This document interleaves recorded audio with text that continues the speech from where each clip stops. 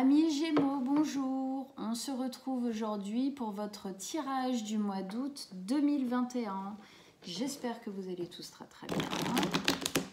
Que le mois de juillet s'est bien passé pour vous. On y va. Gémeaux, mois d'août 2021. Quelles sont les énergies pour vous?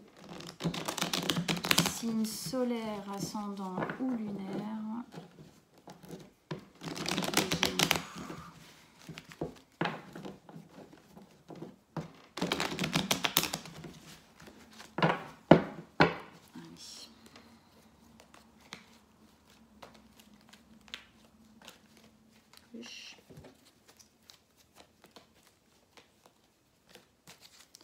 Allez, c'est parti.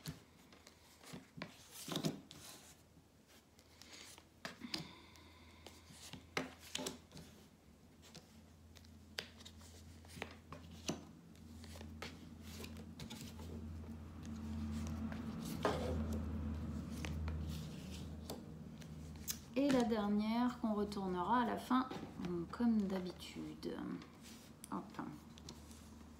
Alors, je place bien les cartes pour que vous les voyez bien.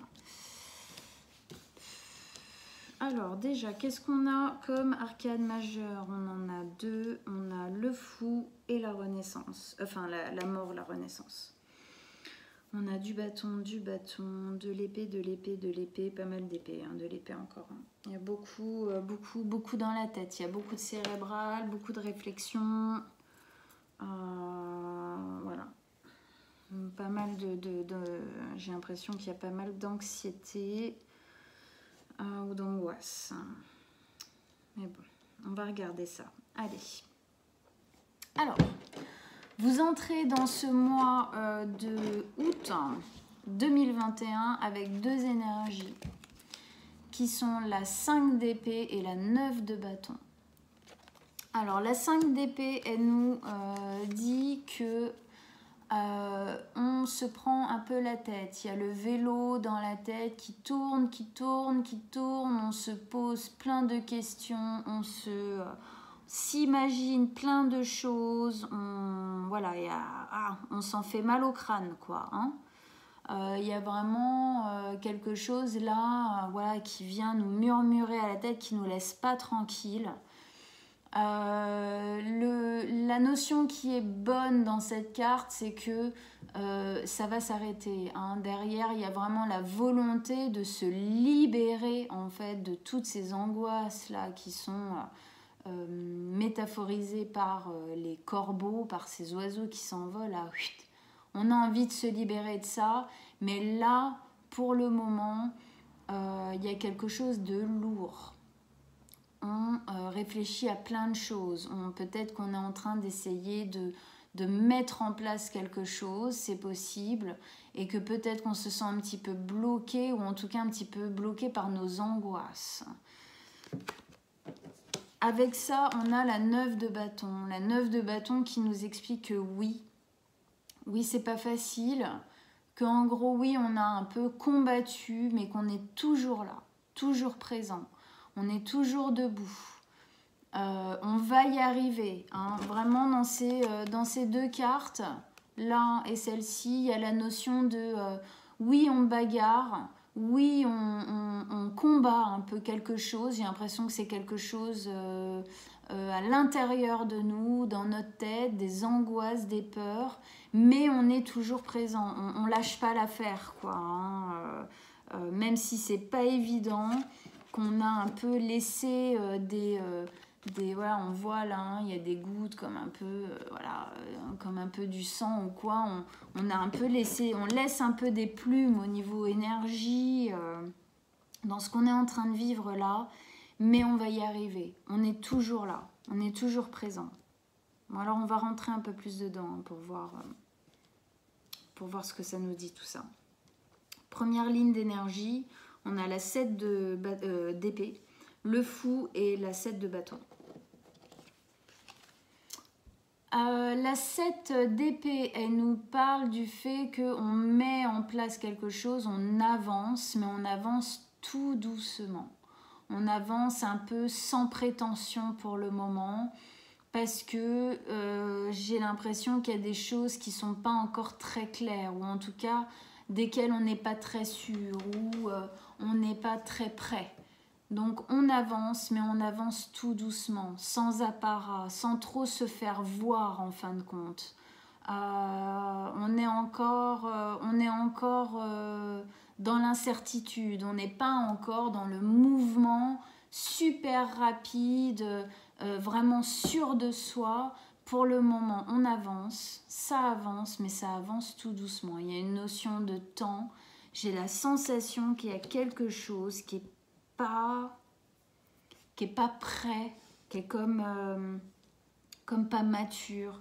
Peut-être qu'il y a beaucoup de fatigue, hein, psychique, intellectuelle. C'est possible qu'il y ait beaucoup de fatigue qui fait que du coup, on n'a peut-être pas vraiment le choix que d'y aller, pardon, que d'y aller pour le moment doucement, en douceur, quoi. Hein. Ça ne veut pas dire qu'on stoppe tout, hein, parce que là, c'est vraiment une carte qui dit ouais, je suis fatiguée, mais t'inquiète, je suis toujours là. Et celle-là, pareil, hein, elle dit oui, on avance lentement, oui, il y a une notion de temps, mais on avance, mais on est là. Avec ça, on a le fou. Donc le fou qui nous parle d'un nouveau départ avec beaucoup plus de liberté. Hein, on voit la jeune fille, elle est là, elle est dos à ce lac ou cette mer dans lequel il y a la fleur de vie. Elle va se lancer dans sa vie, elle fait confiance. En fait, c'est comme si vous saviez que ça allait bien se passer, que vous saviez que tout ça c'était nécessaire, que ça devait se mettre en place. Vous savez que ça va vous libérer. Je ne sais pas, lorsque vous êtes en train de mettre en place dans votre vie, hein, chacun voit selon où ça résonne, en quel domaine de votre vie ça résonne, que ce soit au niveau du travail, que ce soit au niveau vraiment intime, personnel, d'une construction de vie différente, que ce soit amoureusement, voilà. C'est vraiment, mais en tout cas, vous savez qu'il y a quelque chose qui va commencer de différent. J'ai l'impression qu'il y a quelque chose à mettre en place pour que ce nouveau départ se fasse. Mais en tout cas, vous aspirez, c'est au cœur hein, de la lecture, le fou, vous aspirez à ce nouveau départ dans la joie, dans la liberté, dans l'envie, dans la confiance totale en la vie et en vous-même. Hein, voilà. Avec ça, on a la 7 de bâton. La 7 de bâton qui parle d'autoprotection, du fait de se mettre un petit peu dans son cocon pour faire grandir, on va dire, nos envies, notre lumière intérieure, nos désirs, notre projet peut-être. C'est une carte où on se met un peu à l'écart. Pas obligatoirement à l'écart comme l'ermite pourrait le faire dans sa grotte. Là, c'est plus retrouver sa bulle, quoi. Peut-être qu'on a la sensation d'être un petit peu trop, justement, pris, hein, là, à droite, à gauche, par des idées, des choses qui viennent un peu nous attaquer un peu de toutes parts, peut-être des peurs, peut-être des personnes à l'extérieur de nous qui viennent un peu nous désaxer de ce qui est en train de se mettre en place.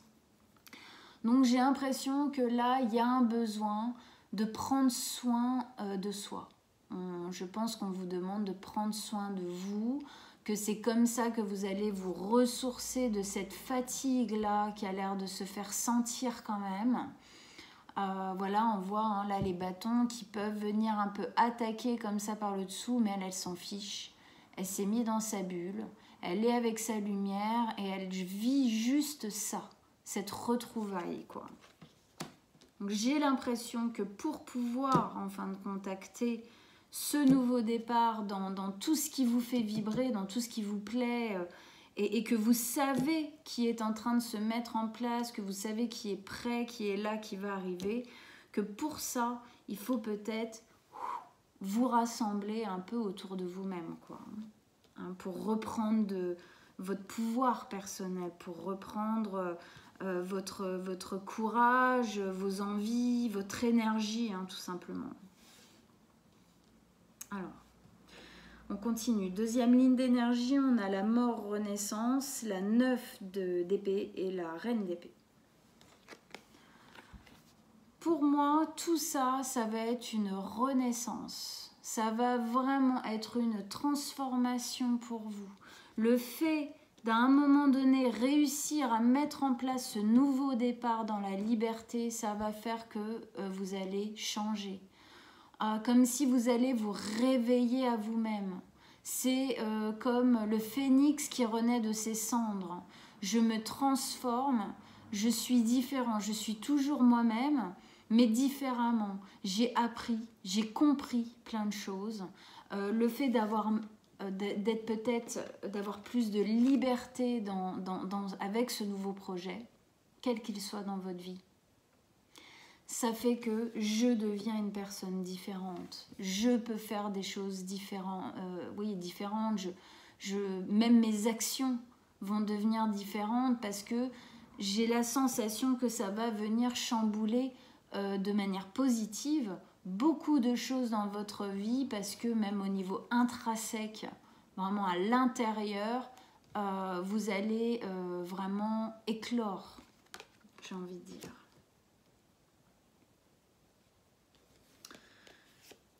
Mais avant ça, il faut combattre ça, la 9 d'épée. Il y a des pensées, des angoisses, des stress qui viennent vous prendre la tête, vous empêcher de dormir. Il y a des choses qui sont là et qui prennent trop de place en fait dans votre tête, et je pense que ça bloque ce nouveau départ et tout ce qui en découle de transformation personnelle. Pour moi, là, il y a quelque chose encore, c'est comme si ce nouveau départ, vous savez qu'il est bon pour vous. Vous savez qu'il va vous transformer, que ça va être une liberté, une renaissance, une joie, une ouverture à un autre axe de votre vie, comme à un nouveau cycle. Mais ça vous fait peur. J'ai la sensation que ça draine chez vous des angoisses assez terribles. Il faut les dépasser, ça va être, je pense, le but de votre mois d'août, ça va être de dépasser les angoisses. Dépasser les angoisses. Peut-être aussi, parce que là on a la reine d'épée, peut-être qu'aussi s'il y a des choses qui sont... Alors, si c'est des angoisses personnelles, c'est effectivement à vous de les combattre. S'il y a des attaques extérieures, aussi, là, avec la reine, donc des angoisses extérieures qui peuvent venir vous prendre la tête, vous stresser, les problèmes des autres, tout ça,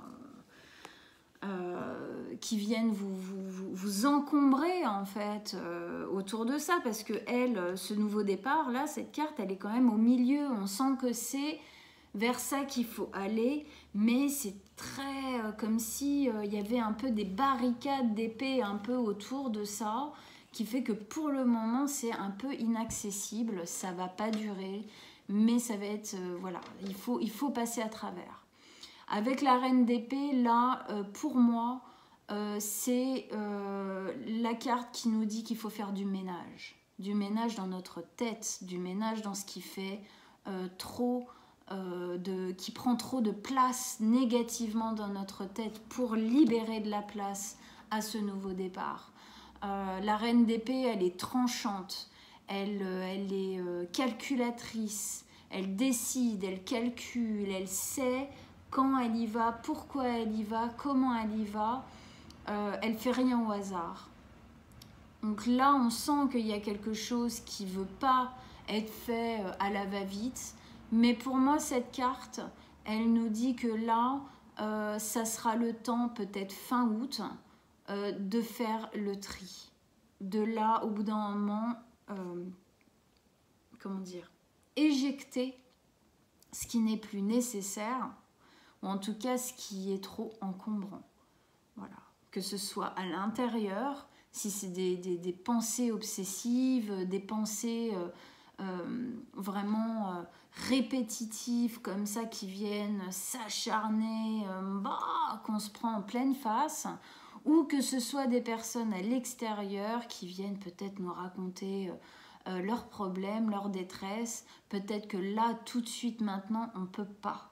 On peut pas parce que là, on a quelque chose à s'occuper pour nous, personnel, qu'il faut absolument mettre en place, et peut-être que là, on n'est pas disponible, voilà, pour aider les autres. Il y a des moments où on ne peut pas être dans l'aide à l'autre non-stop. Il y a des fois, il faut,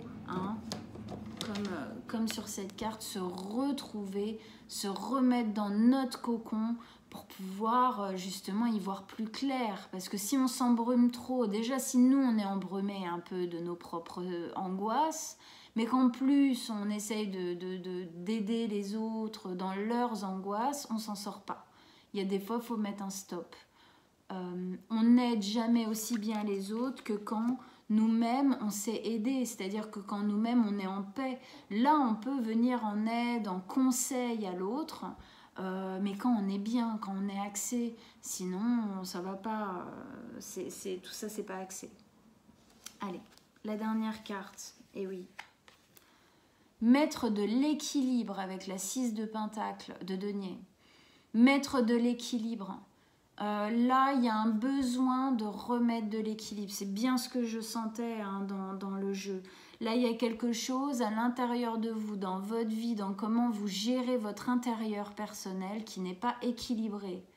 Ça, c'est une carte qui nous dit que on se sent peut-être pas équilibré au niveau du donner-reçu. Je ne reçois pas autant que je donne beaucoup trop. Et en fin de compte, peut-être que je ne me donne pas à moi-même comme il faudrait que je me donne. Je ne me donne pas le temps et l'énergie nécessaire. Il y a la fatigue qui est là aussi. Voilà, il y a un besoin de remise d'équerre, quoi, de remettre les choses comme il faut, en équilibre pour pouvoir continuer. Là, c'est pas équilibré du tout. Je vais remettre une carte sur la dernière. Qu'est-ce qui peut nous aider à comprendre la 6 de denier? Qu'est-ce qui peut nous aider à comprendre la 6 de denier? Un dernier conseil, un dernier message par rapport à la 6 de denier pour nos amis Gémeaux.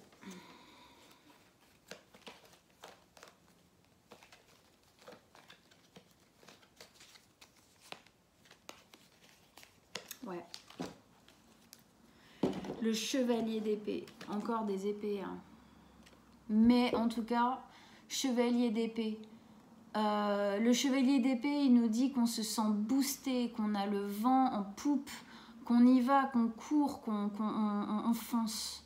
Pour moi, du moment où vous allez remettre de l'équilibre, vous allez pouvoir enfin y aller.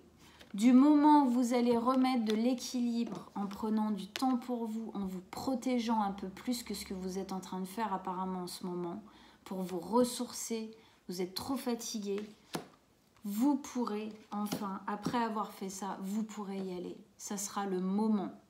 Mais il faut que vous preniez ce temps. Il faut que vous mettiez à l'écart ce qui doit être mis à l'écart. Voilà mes amis Gémeaux. Écoutez, j'espère que ça vous a plu. J'espère que ça vous a parlé. Allez voir votre signe ascendant et lunaire, c'est un conseil. Comme ça vous fera une lecture un petit peu plus personnalisée. Voilà. N'hésitez pas